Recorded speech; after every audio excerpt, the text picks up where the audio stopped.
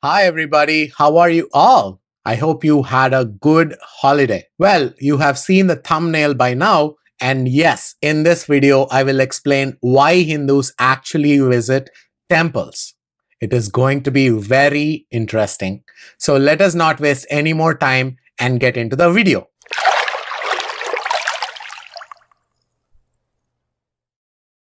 My name is Andy, and you're watching Gospel in Action. In this channel, I strive to teach all about the Bible, the prophecies, and Hinduism from a Christian perspective. The only thing I would ask you is to kindly watch 2 or 3 videos from this channel.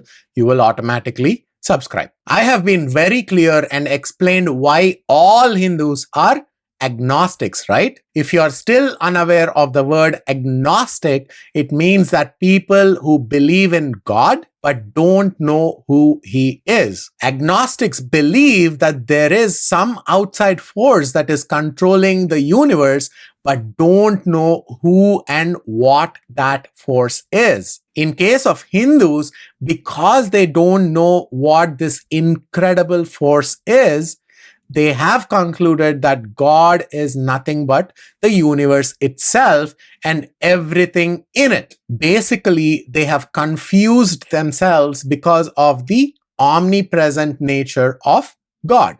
So they believe that any life in any form is God. Hence, they also mainly believe that the conscience that drives everyone's life on a daily basis itself is God. So on a personal level, a typical Hindu considers himself to be his own God and worships his own conscience. However, a nominal Hindu does not worship his conscience deliberately.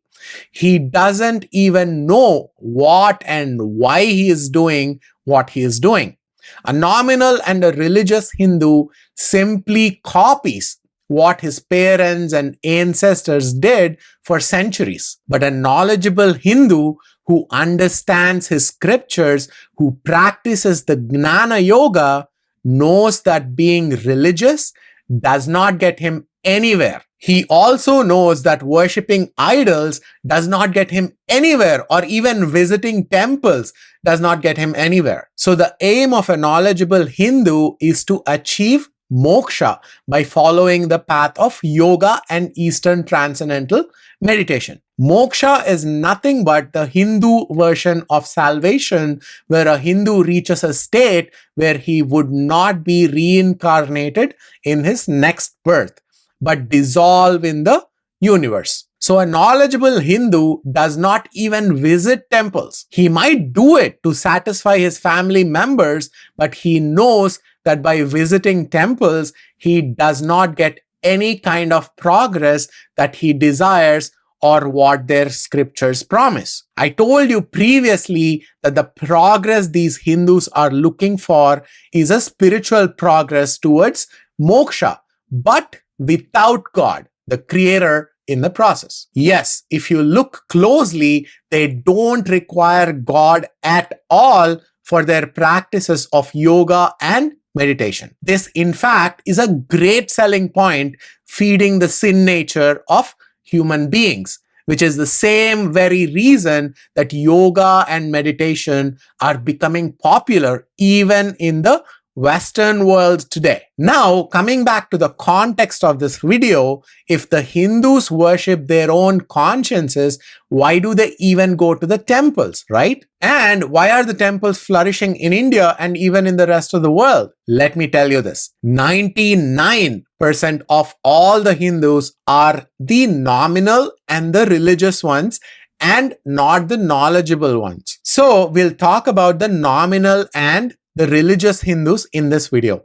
I can confidently talk about such people because I was one of them for 30 years of my life. Please go ahead and watch my testimony video, which is in the description. So if you ask any of such Hindu, whoever that is, on why do they go to temples or why do they even pray, do you know what they will first say? They will say, for satisfaction. Yes, that is correct. I know it is hard for us, the true born-again disciples of Christ, to imagine we worshipping the creator of the universe for our own satisfaction. The thought itself is weird because worship is not about us at all, right? But all about the creator of the universe. It is all about the biblical self-denial and not a temporary self-satisfaction. Let us talk more about biblical self-denial in the next video. Now, the second response of Hindus would be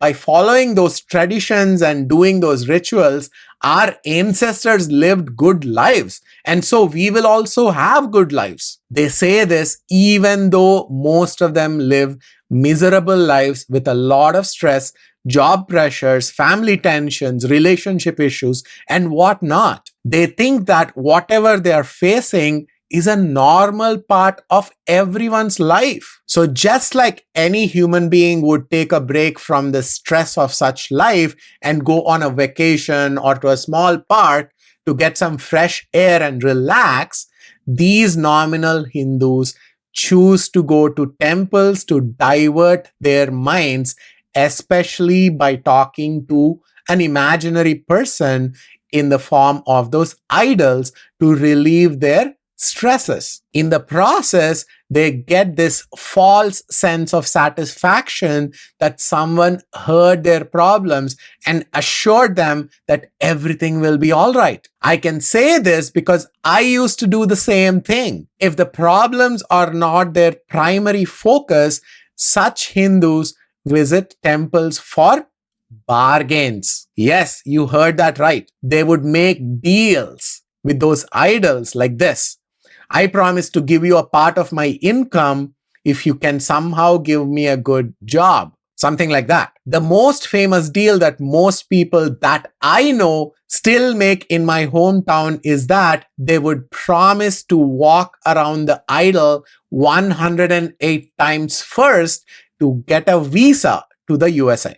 I'm not even kidding. Other people visit various temples, walk around an idol for 108 times for that idol to bless them with a child. My mother was one of them, and she claims that I was born by the blessing of that one particular idol after 2+ years of marriage. And my parents even named me after that god. So even to this day, my mother believes that I was born by that blessing. So it is hard for anyone to convince them that what they are believing is not true and that there is their own true creator waiting for them on the other side. Now, lastly, do you know what most others would answer when asked why do they go to temples? These people don't go for bargains or to divert their minds from problems, but for that vibe that they get when they go to those temples. Yes, the vibe. Some people deliberately harm themselves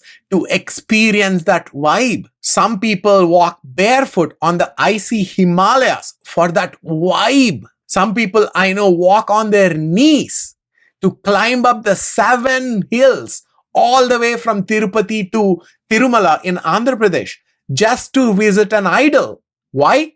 For that vibe, or as a payment because their wishes got fulfilled after they had asked in the previous visit. Most people tonsure their heads as a symbolic representation of leaving their egos and pride at the temple. But life becomes as normal as it was once the hair grows back. Well, I'm not offending Hindus by exposing this level of immaturity. The whole point of me making this video is to ask Hindus the following questions. I want to ask them, is this called worship? Is this called prayer? Is this it? Or do you think God is something bigger and that you need to seek Him? Don't you want to know the purpose of your lives? Don't you want to know why you were born? Don't you want to know where you will go after you die? Is life only this material? Is life only about bargains and temporary self-satisfaction that someone heard you for that moment? Is life worth living only for that vibe you experience in those temples? Or do you think life is much more than that? Let us discuss the answers to some of these questions in the next video. Until then, Stay tuned to this channel and be blessed. God bless you all.